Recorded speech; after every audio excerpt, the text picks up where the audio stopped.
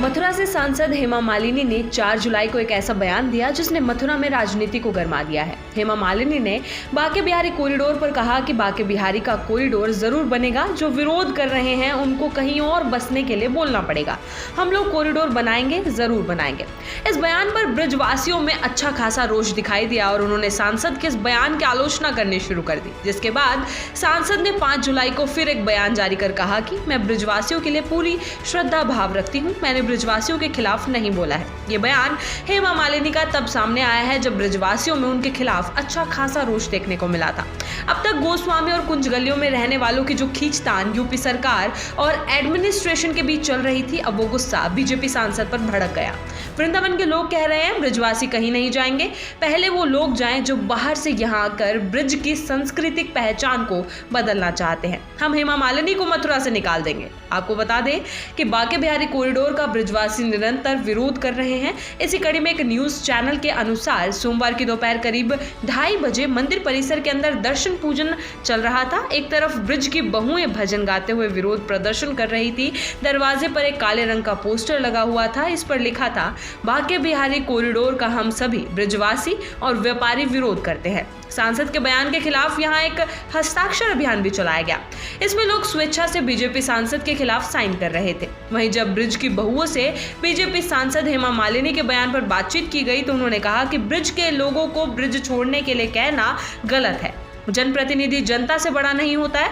बाहर से आने वाले लोग अगर यहाँ की जनता से कहेंगे कि आपको यहाँ से जाना है, ये कितना सही है। जितना मैं जानती हूँ कि जनप्रतिनिधि जनता का सेवक होता है। अब जनता जनार्दन से ऐसा बोलने का अधिकार किसने दिया? ये किस संविधान में लिखा है कि आप अपनी जनता से बोल दें कि कहीं और चले जाओ? रहा सवाल कॉरिडोर का, तो ये बांके बिहारी जानेंगे। यहाँ किसी की सरकार नहीं चलती, यहाँ की सरकार राधा रानी है। यहाँ कोई कॉरिडोर नहीं बनेगा। सांसद के इस बयान के खिलाफ हम हस्ताक्षर अभियान चला रहे हैं। वहीं मंदिर परिसर में मौजूद अन्य महिलाओं से जब बातचीत की गई तो उन्होंने गुस्से में कहा कि हेमा मालिनी से कोई पूछे क्या उन्होंने हमें ब्रज में बसाया है? हम कल भी इस ब्रज में थे, कल भी रहेंगे, मरते दम तक रहेंगे। हम राधा जी से कहते हैं, राधा मेरी स्वामी है, मैं राधा का दास, जन्म जन्म दीजिए मोहे वृंदावन में बास।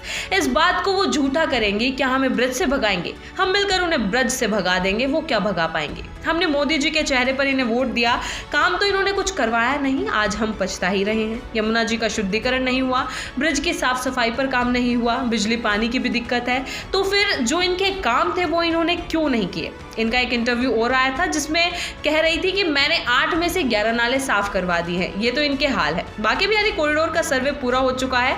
मथुरा एडमिनिस्ट्रेशन की रिपोर्ट के मुताबिक 285 भवनों का सर्वे हुआ है। इनमें 188 मकान हैं और 97 दुकानें हैं। ध्वस्तीकरण को लेकर कोई सर्कुलर अभी जारी नहीं हुआ है।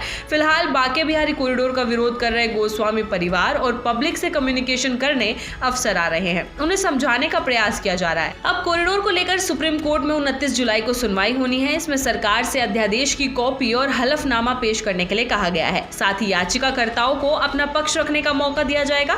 सुप्रीम कोर्ट ने यह भी स्पष्ट किया कि मथुरा वृंदावन के मंदिरों में अब अधिवक्ता रिसीवर नहीं बन सकेंगे। बता दें कि मंदिर के गोस्वामी परिवारों ने भूमि अधिग्रहण और सरकार के अध्यादेश को सुप्रीम कोर्ट में चुनौती दी थी। उनका दावा है कि मंदिर और आसपास की जमीन निजी है। इस मामले में सरकार ने कोर्ट में पक्ष रखा है कि मंदिर और आसपास के क्षेत्र में श्रद्धालुओं की सुरक्षा और सुविधा के लिए संरचनात्मक विकास आवश्यक है।